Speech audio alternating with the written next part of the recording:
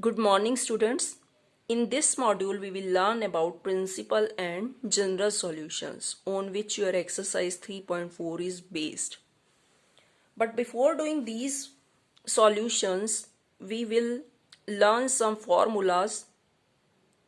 Which formulas? First is if sin x is equal to 0, then x is equal to n pi. See, these are the general formulas because when sin x is equal to 0, you know that where sin x is equal to 0 at 0, when x is 0 or 180 or 360. So in general you will say that x is equal to n pi, where n belongs to integer, because you can give this value, you can give values to n 0, 1, 2, 3. So at all these values your sin x will be 0. So in general at x is equal to n pi.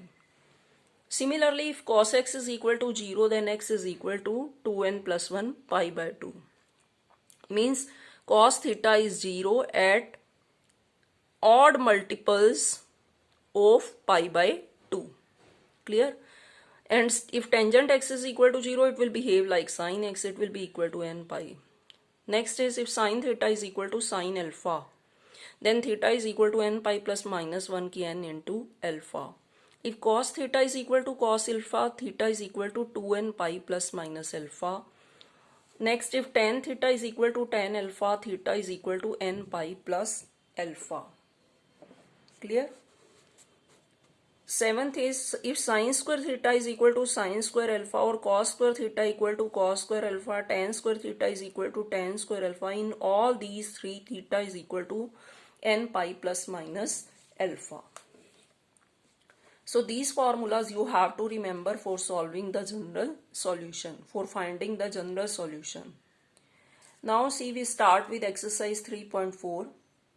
See, first is find the principal and the general solution of equation tangent x is equal to root 3. This equation is given to you. You have to find the principal and general solution. For principal solution, firstly you will check whether the sign is positive or negative. Here it is positive symbol. And where is this tangent x positive? It is positive in, tangent x is positive in first and third quadrant. Right?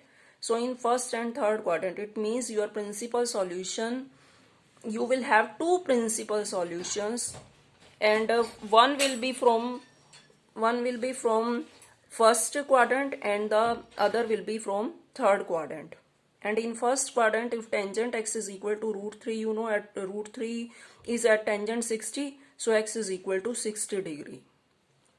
So this is the principal solution in first quadrant. And in third quadrant you will add 180 plus, means 60 is already with you, so you will add 180 to this, so you will get x is equal to 180 plus 60, so it will be 240. Clear? So your answer will be in the form of pi, so x is equal to pi by 3 and 4 pi by 3. These are the two principal solutions. Principal solutions are always 2. Now next is general solution. What is general solution of this equation? If tangent x is equal to root 3, then tan x is equal to, what is this? Tangent pi by 3. Clear? So if tangent theta is equal to tangent alpha, you have read that theta is equal to n pi plus alpha. It means x is equal to n pi plus pi by 3. So your general solution is always in the form of n, where n is integer, right? And principal solutions are always 2. Another example, suppose cosecant x is equal to minus 2, find the principal and the general solution. Now firstly convert cosecant x into sin x. So what will be your sin x? Sin x is equal to minus 1 by 2. Now what is the first step? Check whether it is negative or positive. Then mark in the quadrant. It is what? It is negative. And where is sin theta negative? In third and fourth quadrant. So you will mark third and fourth quadrant. Right? Now in third quadrant I have told you, you have to take 180 plus. But what 180 plus what angle? See, where now minus symbol was just to see which quadrant you have to take. That was step number first. Now step number second is you have to see where is the value half. You know that half value is at 30 degree. So your x is equal to 30 degree. Clear? Now for third quadrant you have to take 180 plus 30, and for fourth quadrant you have to take 360 minus 30. Clear? So it will be what? Sine 210 degree, means x is 210 or 7 pi by 6.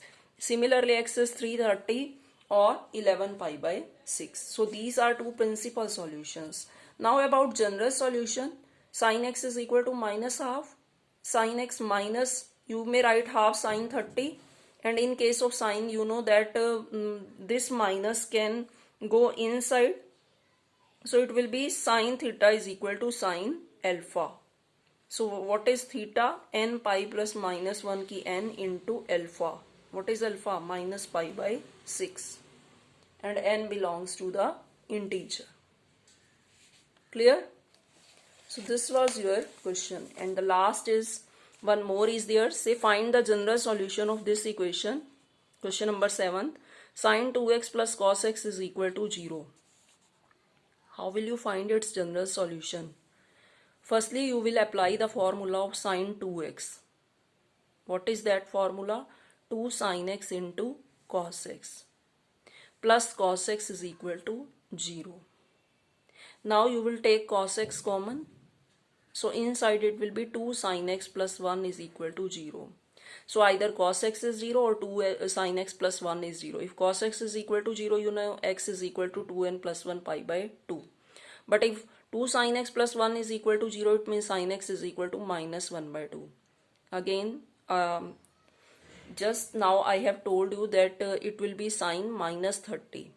So sin theta is equal to sin alpha, theta is equal to n pi plus minus 1 ki n into alpha, means pi by 6. So this was your question number 7th of exercise 3.4. So with this your 3.4 is finished. Clear? Thank you.